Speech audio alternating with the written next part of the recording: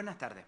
Al menos en 5 pasajes del Nuevo Testamento se habla de lo que se conoce como la Gran Comisión, la misión corporativa de la cabeza de la Iglesia, Jesucristo, para cada uno de sus miembros. En el Evangelio de Mateo se menciona el ir a las naciones y discipularla y bautizarla en el nombre de la Trinidad. En el Evangelio según San Marcos se nos llama a predicar el Evangelio a toda criatura. En Lucas se nos ordena que seamos investidos de poder de lo alto para entonces predicar la resurrección de Cristo a todas las naciones. Y en el Evangelio según San Juan también se menciona esto de tener autoridad, tanto para perdonar pecados como para remitirlos, en base a la respuesta de las personas a la predicación del Evangelio. Finalmente, en Hechos de los Apóstoles se nos dice que el Espíritu Santo sería enviado a nosotros y seríamos investidos de poder para ser testigos mártires en todas las naciones, empezando desde Jerusalén. Hoy nos va a acompañar un hermano nicaragüense que radica en el país suramericano de Bolivia, que trabaja al menos en 2 de las áreas de la Gran Comisión. Es maestro de teología y también es misionero. Así que acompáñenme a ver cómo hay nicaragüenses cumpliendo la Gran Comisión. Nos acompaña nuestro querido hermano Joel Rivera. Esto es Teología para Todos. Soy Emmanuel Rodríguez. Bienvenidos.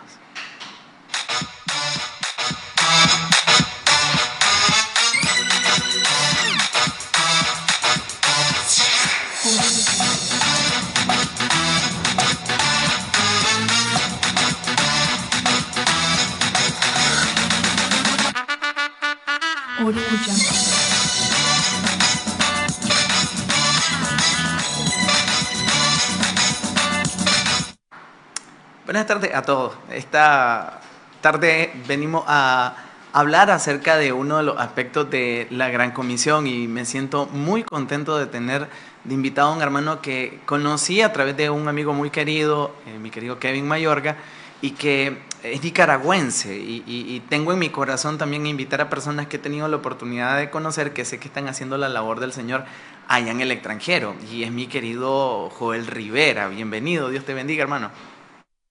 Amén. Muchas gracias por la oportunidad. Un privilegio. Hasta aquí se sienten las tierras y los vientos nicaragüenses por estos medios. Contento de estar acá.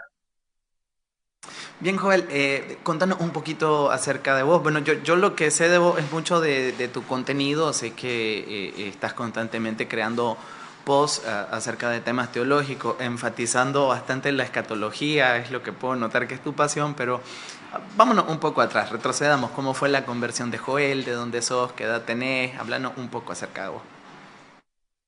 Bueno, yo llegué a la fe en el 2011, más o menos a unos 14 años, y yo llego a la fe en un tiempo de reflexión, podríamos decir así, de cuestionamiento. Me cuestionaba mucho el tema de la existencia de Dios. Y bueno, mi vida, pues, vengo de una familia disfuncional, ya en el colegio estaba entrando con malas amistades. Entonces, antes de hundir mi vida en la perdición, quise dar una oportunidad al Señor. Entonces, bueno, en Nicaragua, pues siempre fuimos muy creyentes en el Señor, y yo dije, Señor, si tú existes realmente, si hay un Dios allá en los cielos, si hay un Dios que realmente existe, dame una prueba de tu existencia, dame una prueba de que puedes servir, que te puedo servir, de que te puedo conocer. Y bueno, estaba un poquito rebelde con el Señor y dije, Señor, si no me das una prueba de tu existencia, pues voy a dar por entendido de que no existes y voy a hacer lo que me da la gana. Eso fue una pequeña oración que yo hice en un receso en el colegio. Al mes, me olvido la verdad de esa oración, y al mes a mí me llega una invitación para ir a la iglesia, de la hermana de un amigo, que yo ni la conocía, pero bueno, se dio la oportunidad. Eso fue más o menos en el 2011, como para noviembre más o menos. Y yo llego a la iglesia Osana. En Osana yo recibí el Señor.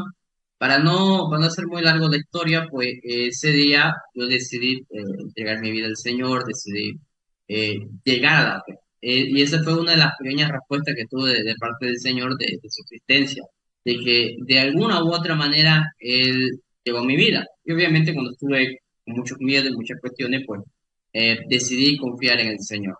Entonces eso fue en el 2011. De ahí para adelante, como Sana me quedaba un poquito lejos y tenía un poquito de problema con el tema del transporte, yo voy a una iglesia de un amigo mío que fue la primera persona en la que me estuvo también al mismo tiempo de llegar a esa invitación proclamando el Evangelio.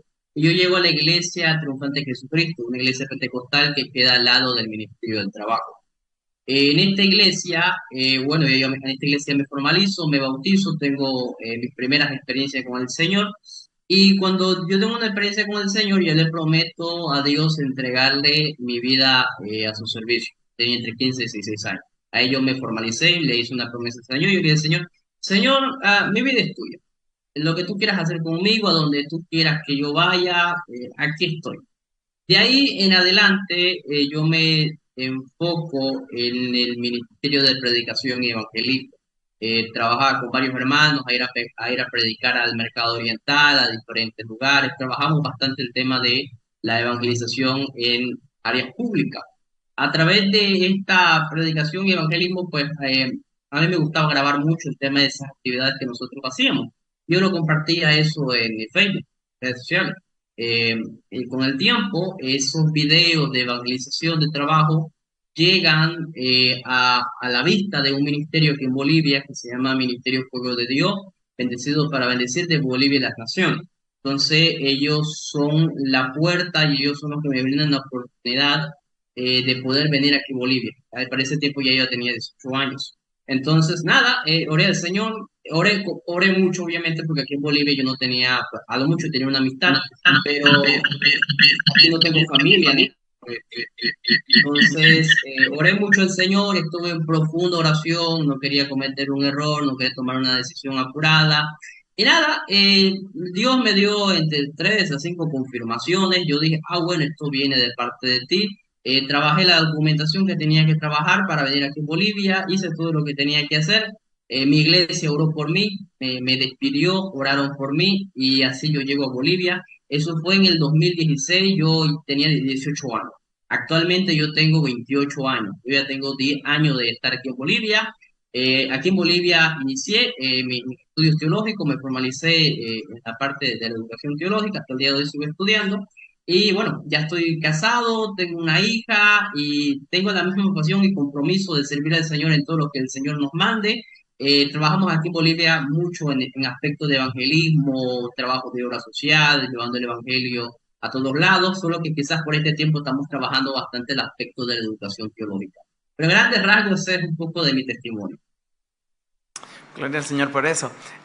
Bueno, ya mencionaste de que sos profesor de Biblia. Háblanos un poco, hablarle a la audiencia un poco acerca del lugar que ocupan las misiones desde el punto de vista bíblico. Bueno, yo siempre vi las misiones como algo que se encarnó en mi vida, porque alguien llegó a mi vida, me proclamó el Evangelio en un momento en que yo necesitaba ser salvado, no solamente ser salvado espiritualmente, físicamente, emocionalmente, integralmente en todo. Entonces yo dije, y esta fue mi filosofía, mi cosmovisión de misiones, yo dije, si yo fui salvado por la predicación de un hombre que impactó mi vida y cambió, transformó mi vida, entonces yo dije, este mismo mensaje de gracia y salvación que Dios me dio por su amor, lo voy a compartir con otras personas que sé que lo necesitan. E incluso hay personas que aparentemente no necesitan el Evangelio, pero realmente lo necesitan. Yo era un de ese tipo de personas. Cualquiera me veía y no pareciera que yo necesitaba una experiencia con el Señor, pero realmente era lo que necesitaba. Entonces yo vi la misión del Señor como el Señor me ha salvado, me ha rescatado y no me ha salvado para que simplemente yo ocupe un lugar más en la iglesia.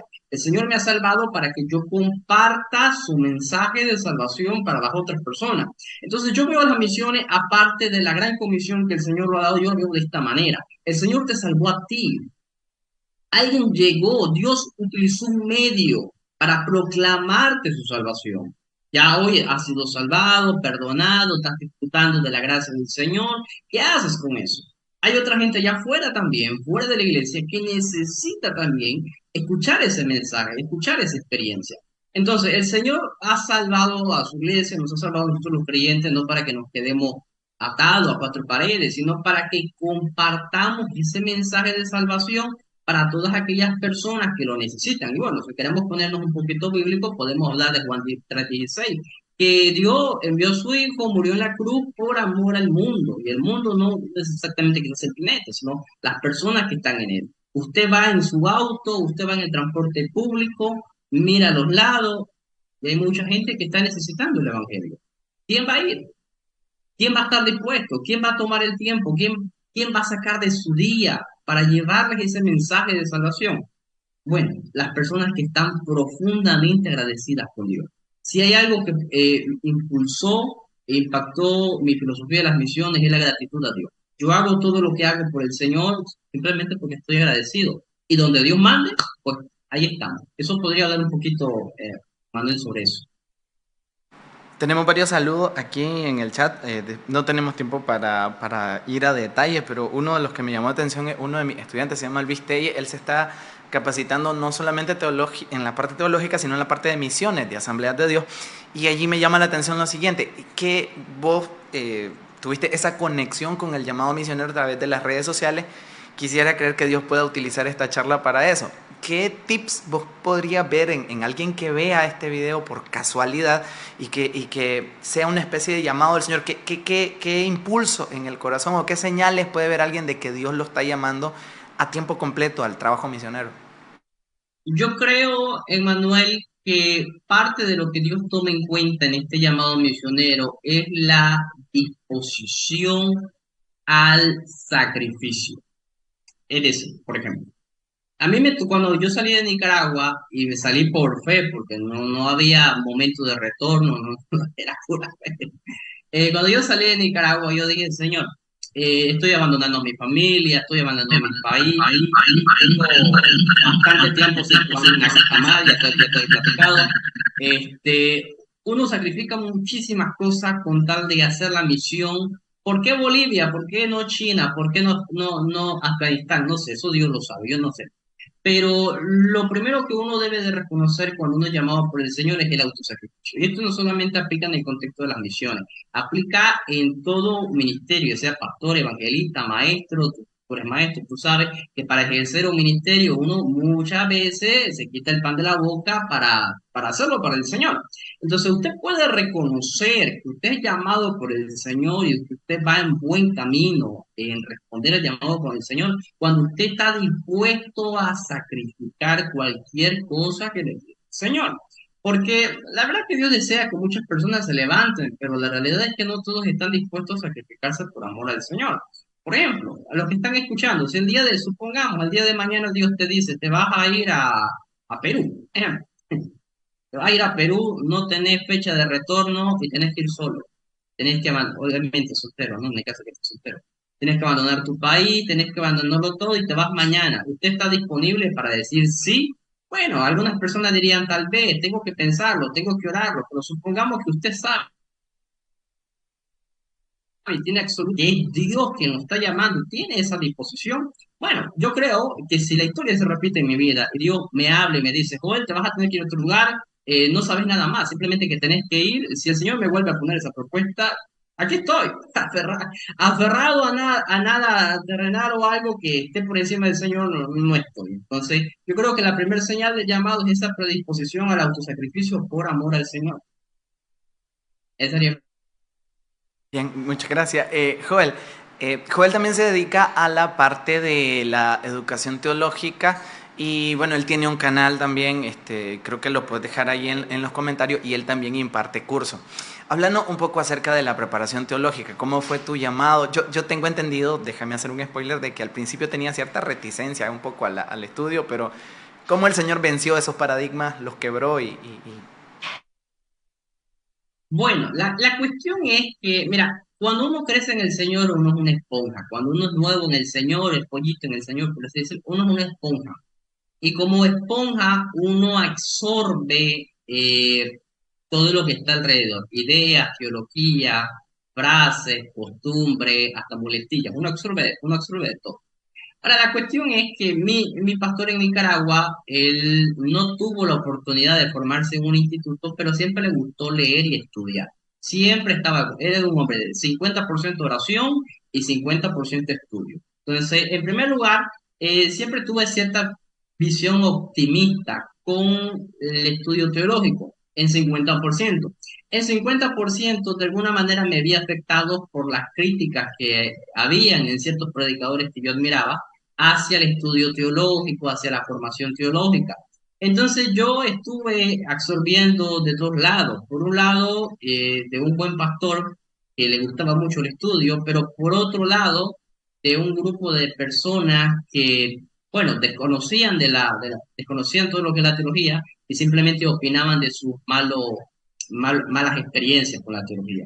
Entonces, cuando yo abandoné Nicaragua y pude venir aquí a Bolivia, con el tiempo Dios me dio la oportunidad de poder formalizarme un poquito más con los estudios teológicos. Y al formalizarme un poquito más y tener esas oportunidades, pues mi ambiente, mi círculo social, el ambiente con el que yo me encontraba, pues llegué a otras manos, llegué a conocer a otras personas, personas que tenían una afinidad, un compromiso mayor con la teología. Estamos hablando de personas que les gusta hacer sana teología, no teología que hay de otro lado de redes sociales. Entonces, lo que a mí me ayudó a cambiar mi perspectiva completamente respecto a la formación teológica es, por un lado, cambiar de ambiente y con el tiempo, pues darme cuenta que uno es a veces fácilmente influenciable. Por eso uno tiene que cuidar mucho qué predicador escucha, qué maestro escucha, qué pastor está escuchando, porque inconscientemente a veces uno absorbe ideas que uno ni siquiera se da cuenta. En Nicaragua sabemos que existen estas cuestiones también de antiintelectualismo, y no solamente en Nicaragua, en varios lugares, la verdad, aquí en Bolivia hay en algunos sectores en que eso existe. Entonces, la mejor manera, yo creo, de combatir todo eso es simplemente mostrarles que sus malas experiencias con la teología y con los teólogos no son un paradigma que rige a toda la teología ni a todos los teólogos. Yo he conocido teólogos buenos y he conocido teólogos malos. Gracias a Dios, al final terminé con los buenos y los buenos maestros que tuve son los que me dieron forma. Es lo que puedo decir. Excelente. Hablando de la creación de contenido, esta es mi penúltima pregunta. Yo sé que se fue rápido el tiempo, pero bueno, mi penúltima pregunta. Hablando de la creación de contenido, vos sos una persona que constantemente está subiendo de lo que está leyendo, está promoviendo ciertos cursos online. También suscríbanse, escríbanle al hermano. Háblame de cómo discernir eso que me decías, a quién seguir, qué características tiene que tener una persona que uno diga, voy a brindarle mi confianza, voy a brindarle mi atención a este personaje. Bueno, yo podría decir que si es una persona que no tienes acceso a poder verlo, a conocerlo, interactuar con él, porque una cosa es lo que tú ves en pantalla, otra cosa es lo que es esa persona en su iglesia, otra cosa es lo que es esa persona en su casa. Entonces, si no tienes acceso a poder conocer a esa persona, yo creo que tienes que fijarte muy bien en el testimonio de la persona. Esto de títulos teológicos, de profundidad de conocimiento y todo ese tipo de cosas, se vuelve papel cuando uno tiene mal testimonio, ¿no? Se quema, es efímero. Entonces, lo principal que uno tiene que ver es el testimonio de la persona, cómo se refiere al hablar de las mujeres, cómo se refiere al hablar de los hombres, cómo se refiere al hablar de los inmigrantes, incluso cómo se refiere al hablar de homosexuales, los drogadictos, gente que está fuera del Señor. El testimonio y el buen testimonio muchas veces se ve reflejado en la forma en que una persona habla y se expresa de otras personas. En primer lugar es eso. En segundo lugar, yo creo que sería muy bueno que la persona a la que vayas a escuchar, sería bueno que lo compartas con tu pastor. A veces se ha quitado mucho la costumbre de tener la confianza de poder uno consultar y expresar con su pastor.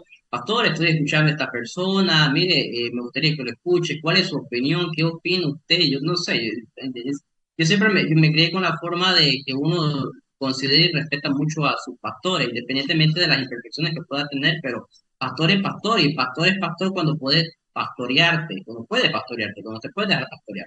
Entonces, en segundo lugar, yo les invito a las personas que en redes sociales hay de todo, invite a su pastor a escuchar a la persona que esté escuchando, porque han habido más de una ocasión que alguien por seguir a un maestro de Facebook o algo, pues va y hace problemas en su iglesia. Y nosotros aquí no promovemos el desorden de la iglesia, no promovemos la rebeldía, aquí nosotros trabajamos en comunión. Entonces, dos cosas. Número uno, el testimonio del individuo. Número dos, puede usted compartir el contenido de esta persona con su pastor, eso le va a ayudar. Y en tercer lugar, y esto uno tiene que hacer su trabajo de investigación que vale la pena, en la persona, en dónde se congrega, quién es su pastor, a qué iglesia se somete, a quién le rinde cuenta. Porque hoy en día cualquier persona puede prender, ahí tengo un aro de luz ahí, un teléfono, una cámara, y cualquiera se puede llamar teólogo, cualquiera se puede llamar pastor, pero ¿a quién le rinde cuenta? ¿A quién le rinde cuenta de su vida personal? Entonces, esa es otra de las cosas que nosotros le llamamos la atención. Tenga cuidado a quienes sigue. Yo sé que a veces las personas se dejan llevar por el léxico que manejan las personas, por los títulos, los doctorados y todo, pero no se separa esta cuestión de la formación teológica y el servicio en la iglesia. Por lo menos a mí me enseñaron eso. La formación teológica y el servicio en la iglesia no están separadas. Y si están separadas, hay que ver qué está pasando ahí. Esa sería la respuesta. Y esos consejos que acaba de dar Joel, aplíquelos primero a este programa, compárteselo a su pastor, pídale la opinión y vea que aquí nunca se va a promover de que usted vaya a armar algún tipo de desorden en su iglesia local. Última pregunta, querido Joel. Primero, gracias por tu tiempo. Yo sé que sos una persona ocupada, pero ¿qué podemos orar por vos? ¿Cómo está la situación en Bolivia? ¿Cómo podríamos nosotros apoyarte aquí desde Nicaragua? Bueno, el tema de las misiones, y bueno, esto depende mucho de dónde uno haga misiones, con qué organización trabaje, hay muchos factores, pero quizás voy a hablar de manera general por todas las personas que hacen eso. En primer lugar, oración. Eso nunca está por ver.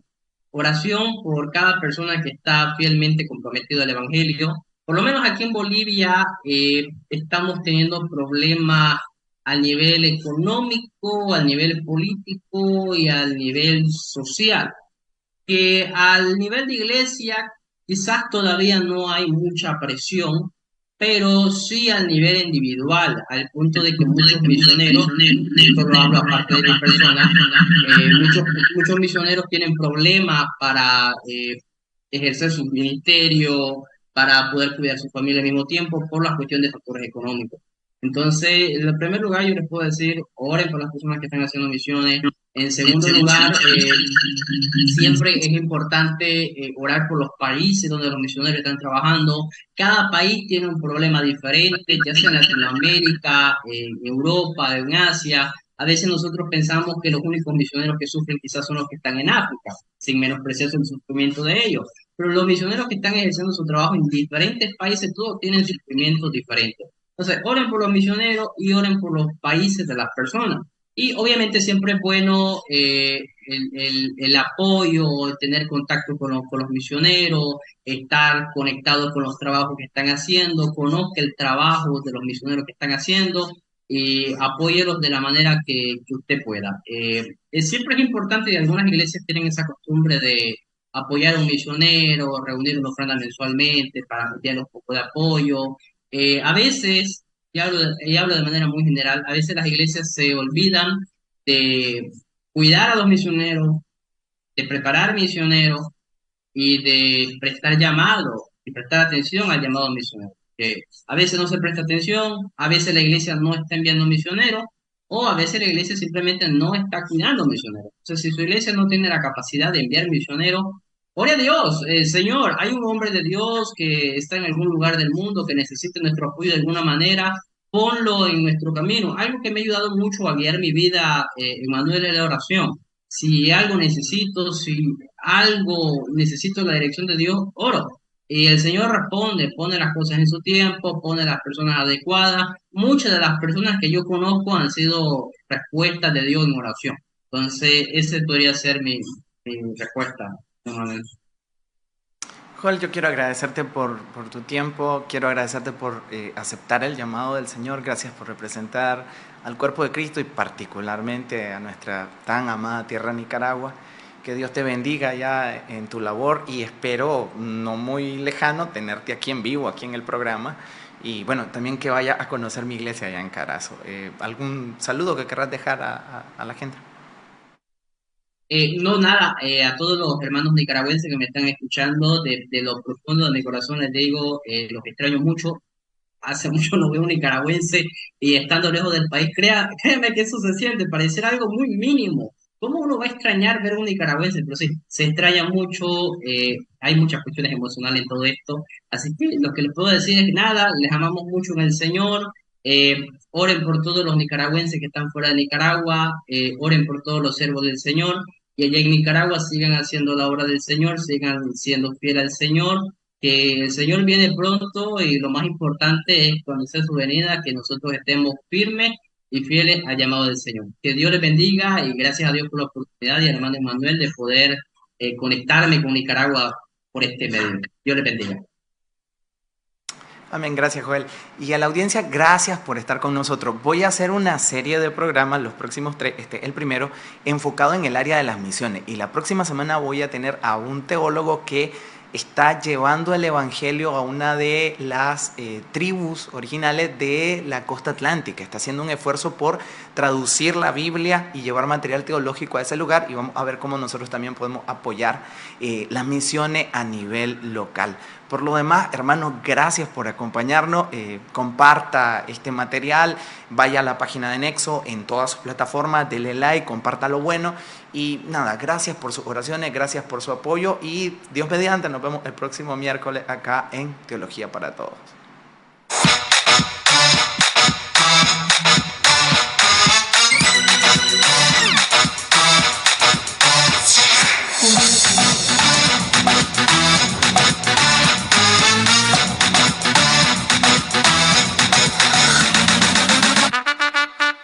Audio Jungle.